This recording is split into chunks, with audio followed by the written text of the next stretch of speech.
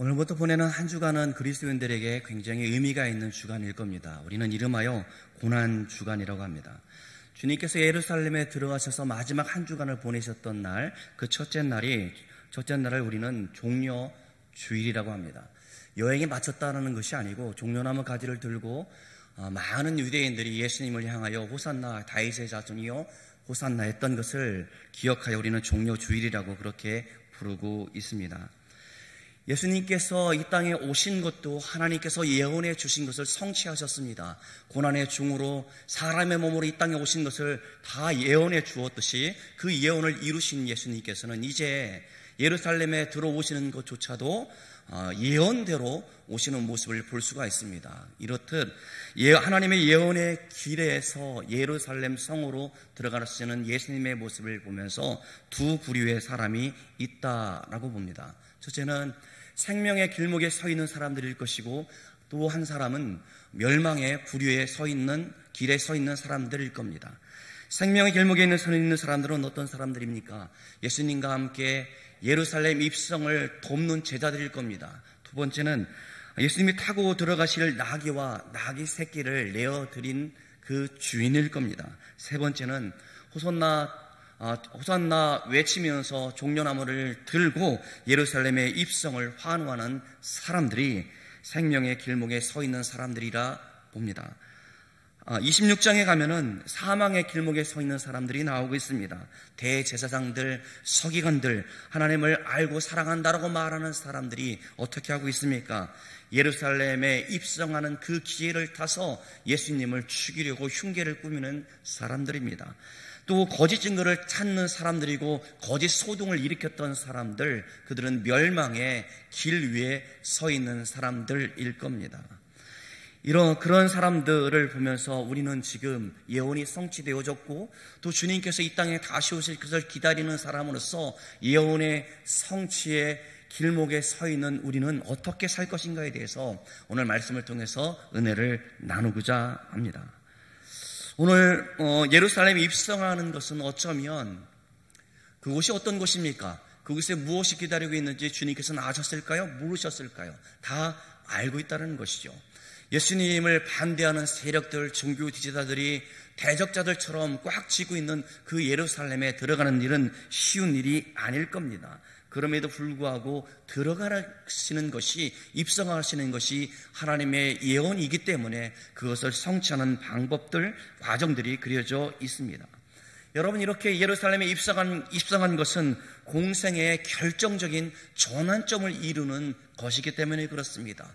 우리 주님께서 이 땅에 오셔서 우리의 구원을 위해서 성육신하실 뿐만 아니라 십자가의 고난을 당하시고 우리의 모든 죄와 허물을 다 담당해 주시기 위한 마지막 주간이 바로 이 기간인데, 결정적인 전환점을 지금 맞이하고 있는 것이 예루살렘 입성하는 장면일 겁니다.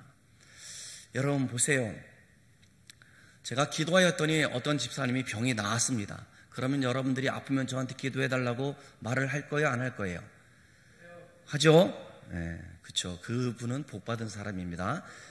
예, 제가 말씀을 전해서 마음에 은혜가 되어지고 말씀대로 살고자 하는 그런 소문이 많이 나면 여러분들이 저를 좋게 보겠습니까? 나쁘게 보겠습니까?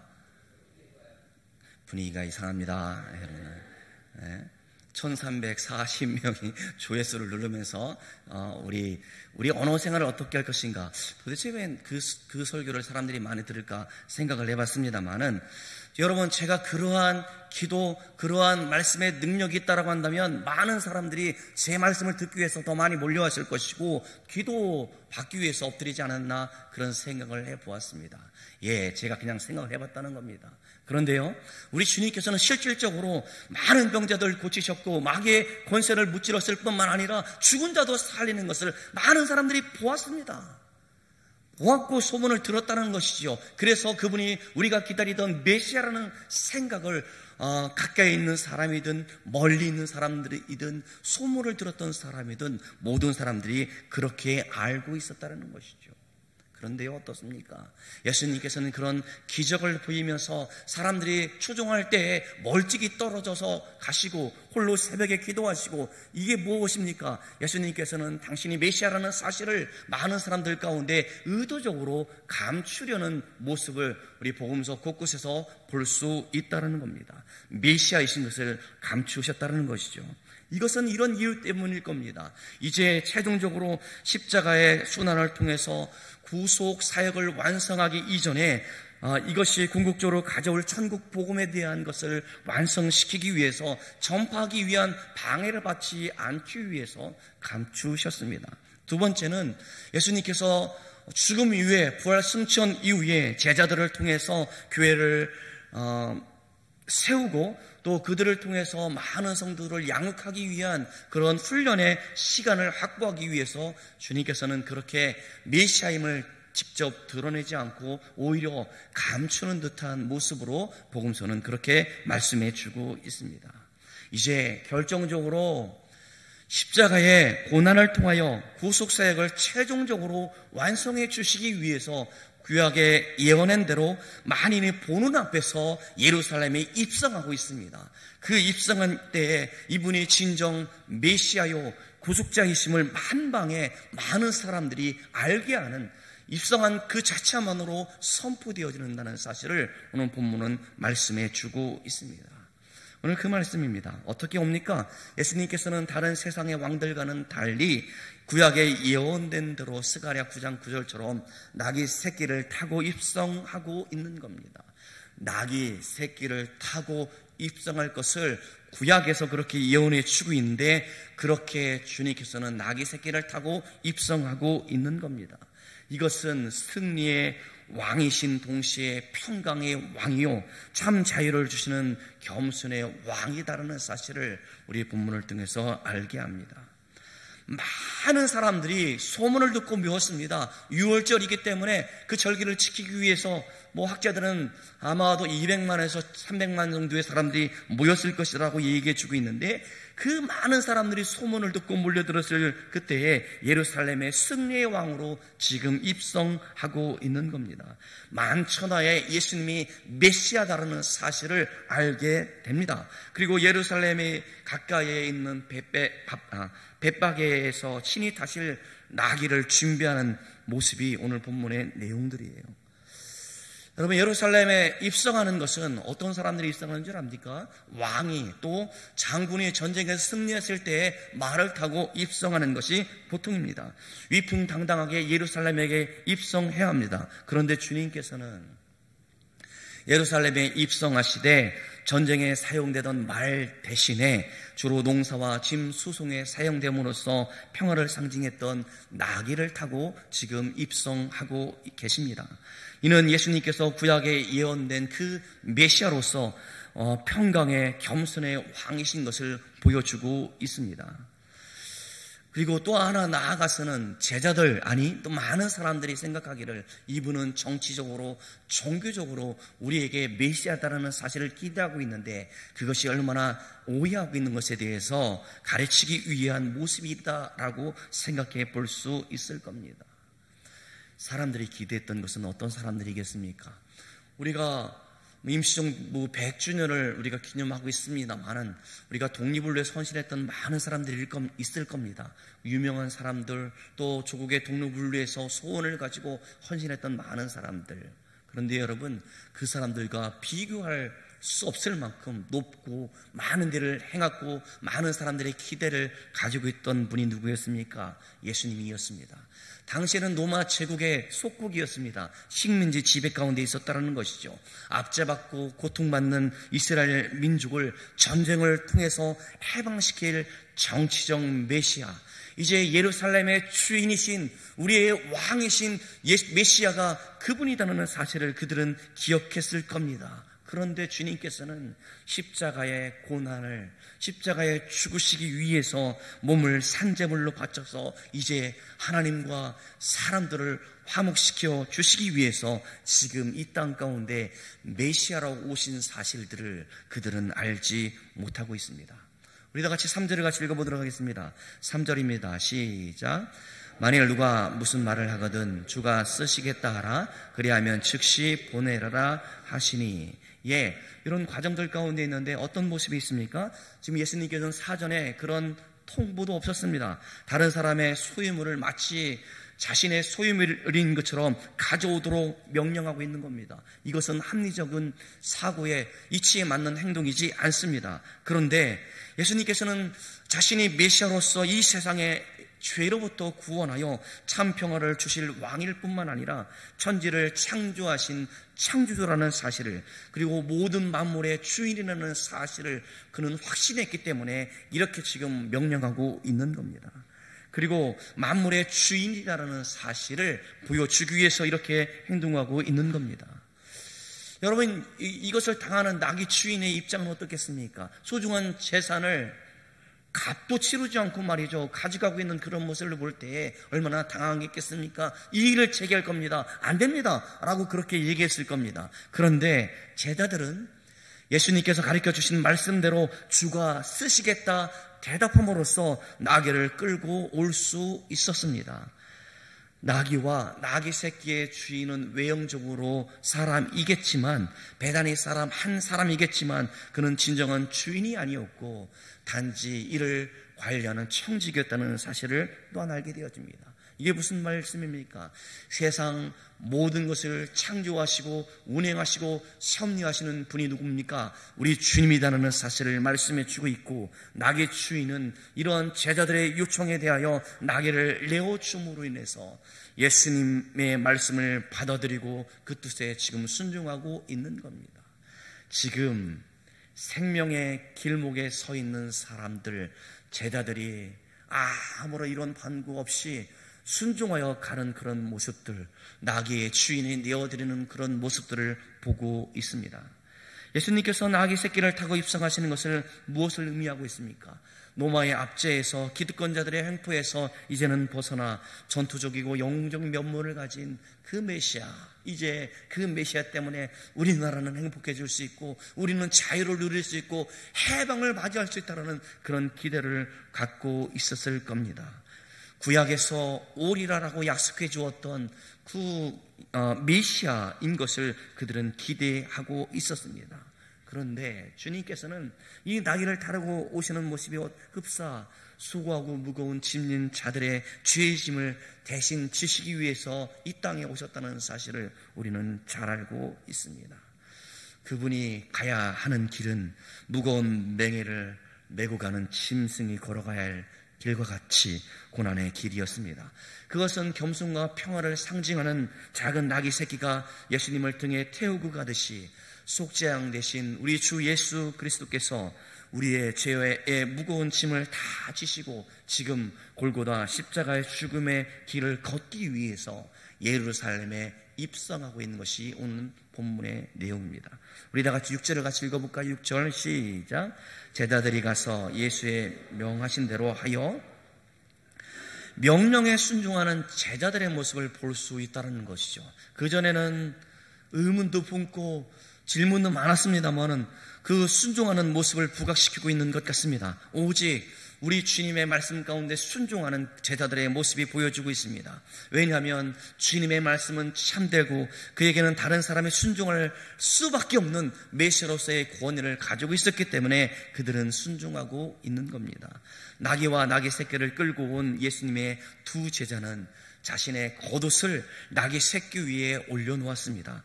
그리고 이것은 무엇을 의미합니까?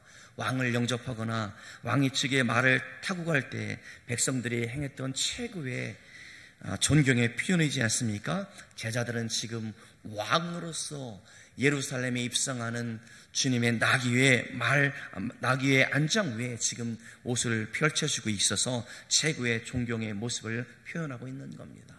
말씀에 순종하고 있고 말씀 앞에 우리가 그 권위 앞에 엎드려지고 있고 최고로 존경하는 모습이 지금 제자들의 모습 가운데 있는 것을 볼 수 있습니다. 나아가 생명의 길 위에 있었던 무리들이 많이 있었습니다. 환호했던 사람들도 있었습니다. 대부분의 많은 사람들은 겉옷을 길에 폈고 그 외에 다른 사람들은 여기 본문에는 안 나옵니다만은 다른 복음서에는 종려나무 가지를 잘라다가 길에 펴놓았습니다. 종려나무는 승리를 상징하고 있고 기쁨을 상징하고 있는데, 왕이 입성할 때, 군대 장수가 입성할 때 그들을 환호했던 것처럼 그 나뭇가지를 꺾어 흔들면서 지나가는 길 위에 펴놓고 있는 그런 사람들이 있었습니다. 무리들이 자신들의 옷과 종려나무를 가지를 길에 폈다는 것은 예수님을 승리의 왕, 기쁨의 왕으로 그들이 기대하였고 믿었기 때문에 그들은 그렇게 열렬히 환영하고 있는 겁니다. 기다리던 메시아가 드디어 예루살렘에 오셨습니다. 메시아이신 예수님께서 로마의 압제와 기득권의 손으로부터 자신들을 구원해 줄 것을 믿고 그들은 최고의 존경의 모습을 그렇게 표현해 주고 있는 겁니다. 우리 9절을 같이 읽어볼까요? 9절 시작.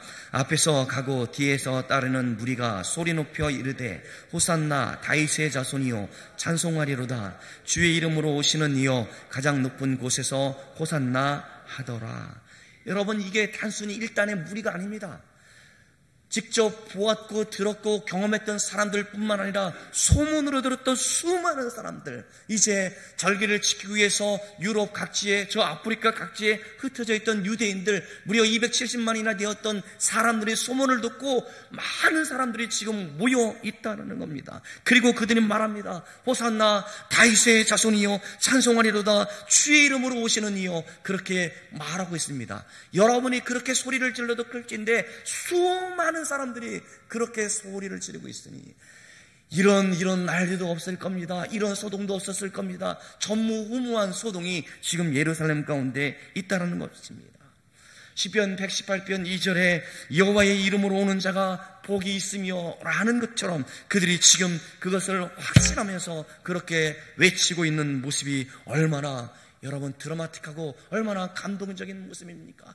예, 그분이 이제 왔으니 우리는 자유를 얻을 것이고 우리는 이제 행복할 것이고 이제는 우리가 마음껏 하나님을 예배할 수 있게 되었다. 그들은 좋아했다라는 겁니다. 그런데 제자들은 어땠습니까? 따랐던 무리들은 어땠습니까? 예수님이 십자가의 구속사역으로 최종적으로 성취하시기 위해서 입성한 그 위의 행적들을 보면서 그 순간까지도 그들은 예수님에 대해서 온전히 알지 못했습니다. 주님께서는 사람의 몸으로 이 땅에 오셨을 뿐만 아니라 십자가에서 죽으실 것을 3번이나 예언해 주었음에도 불구하고 제자들조차도 알지 못하여 우리가 이제 이 수많은 백성들과 함께 정치적으로 메시아이신 예수님과 더불어 우리가 나라를 되찾게 되어질 것이라는 그런 기대를 무리들과 함께 그렇게 알고 있었다는 겁니다. 예수님께서 예루살렘에 진정으로 입성하신 그 이유를 알지 못했다는 겁니다. 그들은 생명의 길목 위에 서서 온전히 주님의 뜻을 알지 못했기 때문에 그들은 예수님을 배반하였고 따랐던 수많은 무리들은 폭도가 되어져서 십자가에 못 박아라 그렇게 외치는 상황 가운데 내몰리고 있습니다. 그것도 닷새 후에 일어날 일들이었습니다. 천국 복음을 전파하였고 죽음 이후에 주님의 몸된 교회를 설립 유지할 제자들을 훈련시켰지만 신분을 감추었던 것과는 달리 이제 메시아로서 예루살렘에 입성해서 많은 사람들의 기대를 한몸에 받았음에도 불구하고 예수님께서는 지금 십자가에 죽으시기 위해서 그곳에 왔다는 사실을 알지 못해서 잡히시고 채찍에 맞으시고 십자가에 달려 죽으실 때 무리들은 떠났습니다. 심지어 가까이 있었던 제자들도 떠났습니다. 베드로는 3번이나 저주하며 나는 그를 모른다라고 말하는 상황 가운데 놓여 있었습니다. 우리 예수님께서는 이 땅에 오시는 것도 하나님의 예언의 성취였고 이 땅 가운데 하셨던 모든 일이 하나님께서 우리 가운데 주셨던 말씀을 성취했던 일들이었습니다. 오늘 나귀를 타고 입성하신 것뿐만 아니라 십자가에 못 박혀 죽으신 것도 하나님께서 예언해 주었던 겁니다. 이사야를 통해서 세상죄를 지고 가는 어린 양으로 말했던 것처럼 십자가를 지는 모습을 그렇게 예언해 주고 있는데 그 모든 것들이 하나님의 계획, 하나님께서 선지자들을 통해서 주신 예언이 성취되고 있는 것을 볼 수 있습니다. 그러니 예수님께서는 자신의 의지가 아니었습니다. 하나님의 뜻 가운데, 하나님의 계획 가운데 정해진 시간표대로 지금 그렇게 묵묵히 십자가의 고난의 길을, 죽음의 길을, 우리의 모든 죄를 살리기 위한 길을 지금 걷고 있는 겁니다. 사랑하는 성도 여러분, 우리는 구원의 예언의 성취를 알고 있는 사람들이에요. 예수님께서 이 땅에 오신 이유도 알고 있고, 예수님께서 십자가에 죽으신 이유도 너무나 잘 알고 있고, 그분이 나의 모든 죄를 다 속량해 죽으셨다는 사실을 알고 믿는 사람들입니다. 그래서 우리로 하여금 그 제자들은 주의 성령이 역사하실 때까지 그것을 알지 못하다가 오순절 성령이 그들 가운데 임했을 때 그들에게 맡겨진 사명, 주의 복음을 증거하며 주님의 교회를 든든히 세워갈 그 사명을 위해서 헌신했다는 사실을 또한 잘 알고 있는 사람들입니다. 서두에 제자들, 무리들, 나귀 주인은 어떻게 했는지 모르겠습니다만은 그들은 생명의 길목 위에 서 있다라고 말씀을 드렸습니다. 저는 여러분들이 지금 예언의 성취의 길목에 서 있는 사람들이라 확신합니다. 여러분들은 주 예수 그리스도를 믿는 사람들이고 주님을 위해서 아낌없이 사랑을 고백하고 있고 헌신하고 있고 몸을 들여서 충성스럽게 맡겨질 일을 감당하는 사람들이라 저는 확신합니다. 짧은 시간입니다만은 여러분들과 같이 신앙생활하면서 느끼는 것은 우리 교회 성도 한 사람 한 사람이 귀하고요, 또 저력 있고요, 열심 있고요, 기도의 일꾼이고요, 많은 주의 일들의 헌신할 준비가 되어져 있는 사람이라는 확신이 제 안에 있습니다. 한 사람 한 사람 볼 때마다 얼마나 감사한지요. 여러분들과 같이 신앙생활했던 제게도 감동입니다. 여러분, 저 자신이나 여러분 자신을 우리 종려주의를 통해서 정말로 우리는 구원받은 사람으로서 주님께서 이 땅에 오실 것을 기다리는 사람으로서 우리에게 맡겨진 사명을 위해서 온전히 헌신하고 있는지 스스로 질문해 봤으면 좋겠습니다. 나는 이 정도면 됐어 라고 말하고 있거나, 아니 나는 저 사람보다 나라고 말하고 있거나, 나는 더 이상 헌신할 것이 없어라고 말하는 사람들이 있다면 다시 한번 생각해 봤으면 좋겠습니다. 내가 30년 동안 몸된 교회를 헌신했어 라고 그것을 만족하고 있는 것이 아니라, 내가 죽는 그날까지, 죽음을 위해서 죽는 그 순간까지 나를 통해서 죽어져가는 영혼을 구원하기 위한 그 사명이 있는데 그것을 외면하고 살아가고 있는 것은 아닌지 돌아봤으면 좋겠어요. 한 주간 병원에 있는 분을 신방하면서 그 말씀이 넘으신 어른이 하시는 말씀이 너무 고통스러우니까, 또 정신도 오락가락해서 누구인지도 모르니까 빨리 이대로 그냥 데려갔으면 좋겠다라고 이야기를 하십니다. 어떻게 위로를 할 수 있을까요? 그 고통을, 너무나 힘든 고통이기 때문에 어떻게 위로할 수 있겠습니까?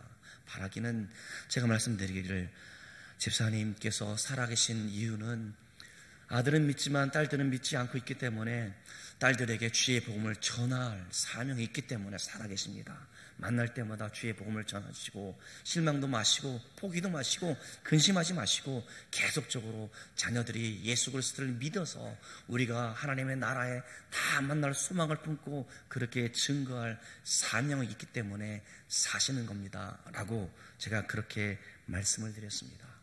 바라기는 우리가 종려주일, 우리가 생명의 길 위에 온전히 서 있는 사람들이라고 한다면, 주님께서 이루신 모든 것을 알고 우리에게 맡겨진 사명이 무엇인지 알고 있는 사람이라고 한다면, 여러분 좀 더 헌신하십시오. 좀 더 사명을 위해서 그렇게 쓰임받기를 원합니다. 그저 이렇게 머물러 있는 것이 아니라 여러분들이 수고하고 헌신했던 그 모습들은 우리 후배들이 배울 것이고, 여러분들의 자녀들이 배울 것이고, 여러분들이 이 세상 가운데 다 없어진다 할지라도 주님의 교회는 온전히 세움받을 것이고, 우리 자녀들, 후배들을 통해서 오고 가는 모든 사람들 통해서 우리 교회가 든든히 서나가는 것은 여러분들 때문입니다. 여러분들이 그러한 삶의 모습, 헌신의 모습, 맡겨진 사명의 모습을 보여서 예언의 성취를 확신하며 기대하며 주님께서 이 땅에 다시 오실 것을 믿는 사람의 본분을 나타내시면서 사는 저와 여러분들 되어지기를 주님의 이름으로 축원합니다. 부족한 사람을 위해서 기도해 주셔서 감사하고요, 또 여러분 잠시 잠깐 우리가 헤어질 뿐입니다. 언젠가는 반드시 또 만날 기회가 있을 겁니다. 아니, 우리가 그리스도의 심판대 앞에서 다 만나야 합니다. 그날까지 우리에게 맡겨진 사역을 잘 감당하여 하나님께 쓰임받는 저와 여러분들 되어지기를 주님의 이름으로 축원합니다. 기도하겠습니다. 하나님 아버지, 알지 못하여 그렇게 했습니다. 제자들이, 무리들이 그렇게 했던 것을 잘 알면서 우리 또한 하나님 내 신앙이 머무르려고 했던 우리들의 모습이 있다라고 한다면 주여, 우리 몸이 부서져라, 우리의 가진 모든 에너지를 온전히 주님께 드리면서 내게 맡겨진 사명을 감당하는 믿음의 성도 한 사람 한 사람 될 수 있도록 주의 성령님 함께하여 주옵소서. 무엇보다 없는 교회를 통해서 은혜가 충만해지기를 원하며 날마다 성령의 인도하심 가운데 우리의 모든 것을 맡기고 의뢰할 수 있는 저희들 될 수 있도록 주께서 붙들어 주시옵소서. 하나님, 잠시 잠깐의 이별 가운데 우리가 슬퍼하는 것이 아니라 다시 만날 것을 소망하면서 내가 지금 서 있는 그 자리에서 하나님께서 맡겨준 사명을 감당하여 기쁨으로 만날 수 있도록 저희들을 붙들어 주시옵소서. 하나님, 제가 했던 모든 잘못된 것들은 기억나지 않게 하시고 온전히 주님을 향한 열정들, 복음을 위해서 헌신하고자 하는 그런 마음들, 그것만 기억되어져서 하나님 온전히 주님께로만 영광 돌릴 수 있는 우리 모든 성도 제가 될 수 있도록 주께서 붙들어 주시옵소서. 감사드렸고 예수님의 이름으로 기도드리옵나이다. 아멘.